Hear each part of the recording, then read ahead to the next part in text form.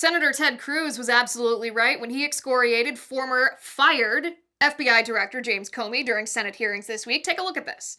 That you were deliberately corrupt or woefully incompetent.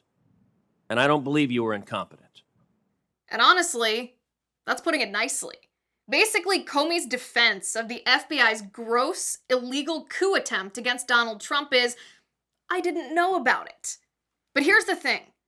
If James Comey really, truly was unaware of the FBI's lies, unaware of the exculpatory evidence the FBI withheld from the FISA court warrant application against Carter Page, then why isn't James Comey outraged that his own FBI agents abused their power and destroyed the reputation of the FBI and of James Comey himself? But you'll notice, Comey doesn't seem mad, which is weird. Perhaps that's because James Comey is corrupt. James Comey is a liar who hates Donald Trump and was willing to weaponize the FBI to try to take Trump down.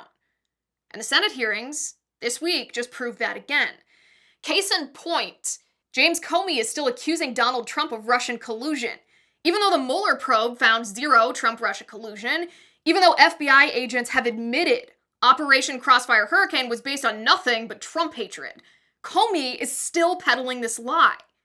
Why?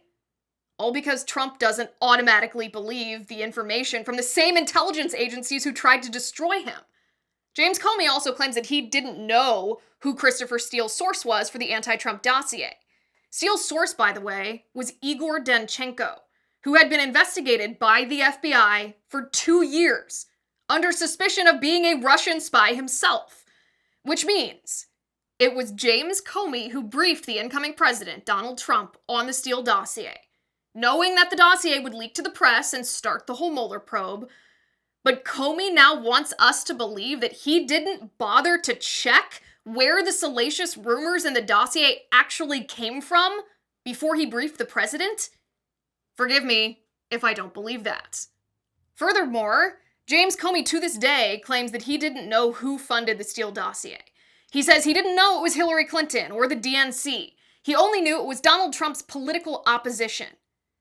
And it didn't occur to him to ask who before he signed the Carter Page FISA court warrant, which, according to former FBI Deputy Director Andy McCabe, was based on the Steele dossier? Forgive me if I don't believe that. In the midst of this shocking lack of curiosity, on July 26th of 2016, U.S. intelligence learned that Russian intelligence knew about Hillary Clinton's plan to fabricate a scandal accusing Trump of being a Russian asset. The FBI was warned about Clinton's Russian disinformation campaign on September 7th of 2016. Even President Obama was briefed about this.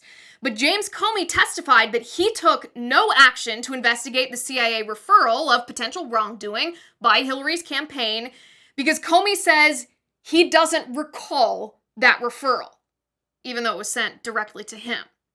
Forgive me if I don't believe that. Finally, James Comey had the audacity to claim that the Trump-Russia FBI investigation was done, quote, by the book. This is mind-blowing. If Comey thinks that it's by the book, if Comey thinks it's proper and lawful to fraudulently alter an email in order to frame an innocent man, Carter Page, and make him look like a Russian spy when the FBI knew he was not a Russian spy, and then use that lie as justification to spy on Democrats' political opposition, while ignoring, by the way, actual Russian collusion by Hillary Clinton and weaponizing Russian disinformation from a man the FBI had investigated for being a Russian spy, all in an effort to take down a presidential candidate the Democrats didn't like, then James Comey might be the most corrupt FBI director in U.S. history. And here's the kicker. When Comey was asked if he would sign the Carter Page FISA warrant knowing what he knows now, Comey said no. Which means Comey knows he and his cronies got caught staging a coup to try to take down the President of the United States, and now he's lying about it. Which means President Trump was exactly right to fire him.